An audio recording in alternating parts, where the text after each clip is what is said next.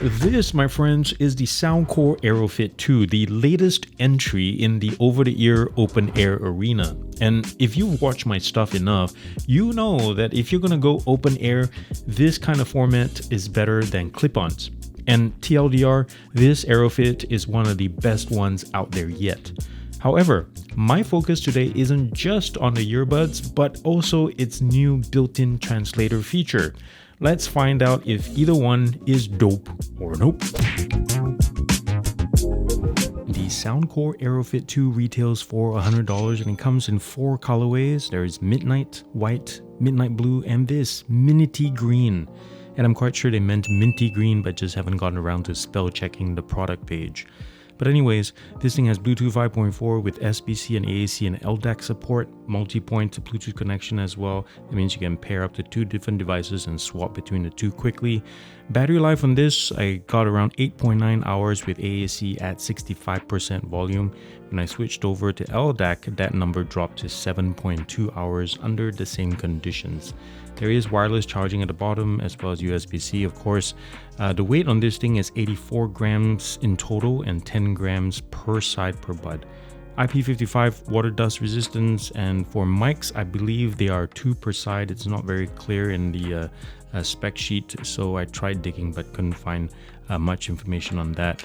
There is what is special about this one, as we mentioned earlier in the intro, there's a translation mode for 100 different languages in continuous speech or short conversation mode. And before we move on, oh, it just barely passed the shake test. This one was flopping loose, but thumbs up to that. The case, guys, is fantastic on the inside. Grippy rubber or grippy plastic and nothing shiny, and easy to clean, shallow cavity and all that, and it magnetically docks right there easily. You have the left-right symbol, different colors differentiate quickly. And on the outside, yeah, it's gotten some scratches already. Look at that, a couple of nicks there and there, so take it for what it is. Really nice to hold though, nice and flat, nice little notch right here for your fingers to pop this open. And it locks decently. It's not the strongest, but yeah, there you go. As we mentioned before, USB-C wireless charging base at the bottom, and then we have the reset button right there. This is the battery and it sits behind your ears, and it serves as a counterweight of sorts to the front sound module here, where most of the electronics and everything lie, in the drivers, of course. Here is the main sound port as well as the front firing base ones. Single, double, triple tap touch controls, and it's connected by this titanium core flexible band with a PU sheath around, so it's really nice to touch and all that. This is definitely a far cry in terms of design from the OG. Look at this. This is definitely more like sports oriented, and this one seems more premium now. And speaking of which, yeah, the build quality on this is fantastic. Charging contact points are right there. Very simple, but pretty nice to look at as well.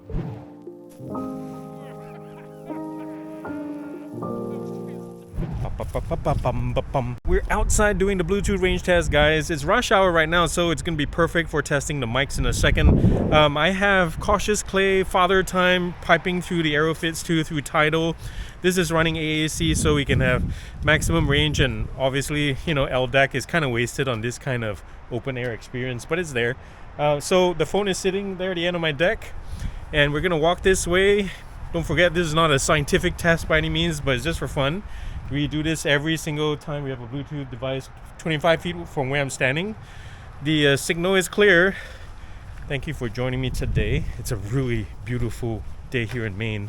And right about here is usually where we get signal drop-offs. I just got there it is, a slight left-right signal fluctuation, but oh, there it is.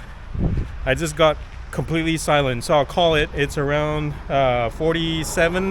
48 feet away from the phone, between the house and this device, so not bad at all. And now let's look at the fit on this. So I'll mention this later on. You can see when I'm running, I'm not sure if you can, but right here it's flopping around a little bit on the arm of my glasses right there. Admittedly, it's kind of thicker than your average glasses, but something to expect if you're an eyeglass wearer looking at Aerofit 2s. I would say the Aerofit 1 is more secure than this. So there's that. But otherwise, once you dial the fit in, like once you click it in place, this thing pretty much locks in. And if you take this on runs or workouts or something like in the gym, it should stay pretty secure. Anyways, let's test out the mic on these down by the roadside. So this thing sucks with wind noise reduction. If you have anything entering the mics, you can hear that sound quality kind of blows. It'd be nice if they had wind noise reduction, but as it is, guys, right now it's quiet. You can hear my voice is nice, the intonation is good, the bass has some punch to it. And noise suppression, here comes some cars coming from behind me. Testing, 1, 2, 3, test. 1, 2, 3. Noise suppression is also pretty good, I would say. It sounds like when the cars pass by, here comes more. It sounds a little bit like a toilet flush, but a really quiet one. So anyways, nice job on the mic quality, nice job on the noise suppression algorithm, Soundcore, but just needs wind noise reduction. And by the way, when I'm out here testing, in the older model, I had to crank up volume just to get past the ambient sounds like this. If you're using this on a road with older models or other devices, I had to crank it up usually to 100%. On this one, the boosted amplification now just needs like 75% volume, 80% to hear your callers clearly. So that's another plus right there. Anyways, let's head back to the studio. Oh, the sun is bright. So credit where credit is due, Soundcore is definitely working out how to make open air listening better with each generation. Like with the Soundcore signature stock preset, for instance, that I use for this testing, the Aerofit 2 shows impressive bass extension and above average detail in the highs, for open ears of course. Now the mids, somewhere between the 800 to 1500 hertz region, are recessed but not overly so. But overall, I would say it's a good effort by the tuners. If anything, I am thrilled with the bass as well as sufficient volume even in noisier environments, especially when you consider that these kind of earbuds are used for working out. And as research shows, good bass increases physical performance and increases motivation because, you know, we're all lazy asses. Now, on the flip side, generally, pushing volume above 65% will produce a cacophony of shrillness that bleeds your ears out. But certain songs like 1979 by Smashing Pumpkins, where Jimmy Chamberlain's hi-hats are so painful even at 50% volume. Now, interestingly, this song is more bearable with LDAC off, but only just. And speaking of which, I think LDAC is wasted on the airy nature of this device, so save yourself some juice and leave it off. I've said it before and I'll say it again. Soundcore's app is a lesson to other brands on how to combine ease of use with design. There's just a level of polish and speed to the whole user experience, from accessing deep settings, changing single, double, triple tap controls and hold commands and all that, and of course, dabbling sound in the feature-rich EQ. Well, this is different. To help you get the best fit and audio experience possible, the Aerofit now has this 4-position adjustable earpiece. I'm not sure if you can hear it clicking. It's not infinitely adjustable like those moldable Gumby versions, but it's not hard to click this thing in place and line the two audio grills where they need to be. One should be firing directly into your ear canal while the other bounces low frequencies towards your tragus. Now onto the translator feature. It's new, it's free, and can convert more than 100 languages. You can access it from the Soundcore app either in the device connection screen by tapping one-tap translation or in the Aerofit 2 settings under AI translator. And Soundcore, can we please settle on the official name here? Is it one-tap translation or is it AI translator? I'm confused. Let us know down in the comments. But anyways, there are essentially 2 modes that you can use.